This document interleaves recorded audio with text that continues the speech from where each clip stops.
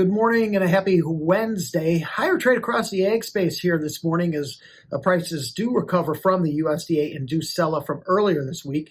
Yesterday's trade saw some very heavy oil meal spreading, with bean oil the beneficiary of speculative buying on hopes that the Trump administration may develop a more favorable stance on biofuels to improve demand while helping to support the U.S. farm economy. Board crush margins did jump 5.5 cents to $1.66 a bushel. That was a 5-month high, while bean oil product value jumped to a 3-month high at 46.7%.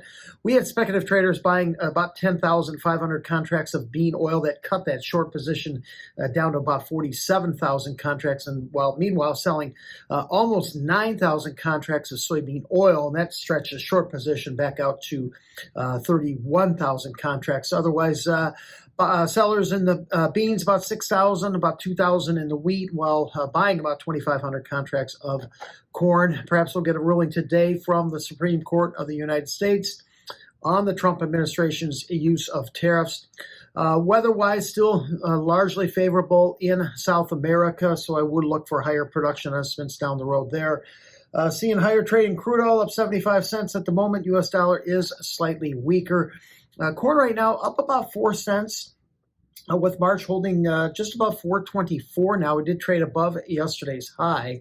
Market did seem to run out of sellers yesterday and trade below the $4.20 level.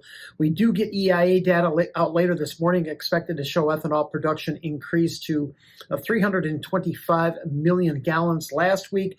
That would be up from 323 million the previous week. And if realized, it would be just above the pace to hit the USDA usage forecast at 5.6 billion bushels. USDA kept that number steady here in this week's WASDE report.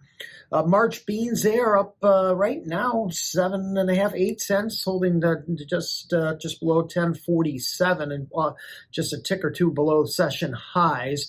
Oil, that's up about 35, 45 points, while meal is up $1.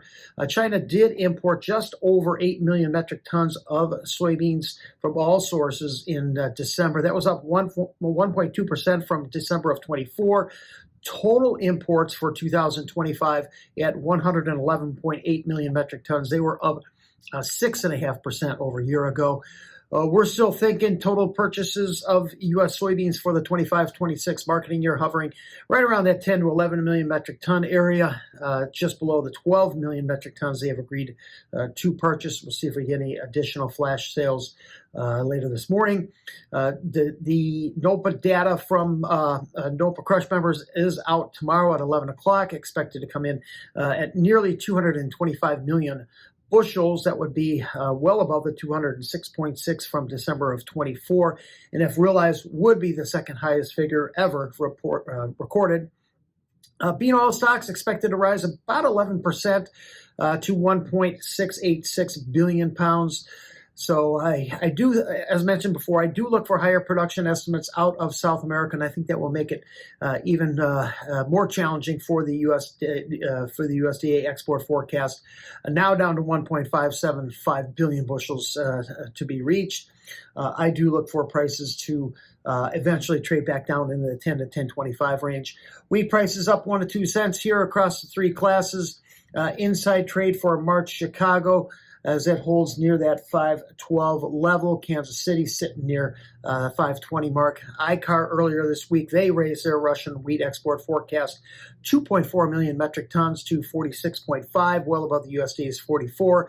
Sav Econ, they expect Russia to export 3 to 3.5 million metric tons of wheat in January, up from only 2.3 a year ago. They raised their export forecast as well to 44.6 million metric tons. And better rains, prospects for rains here in week 2, the outlook in the southern plains.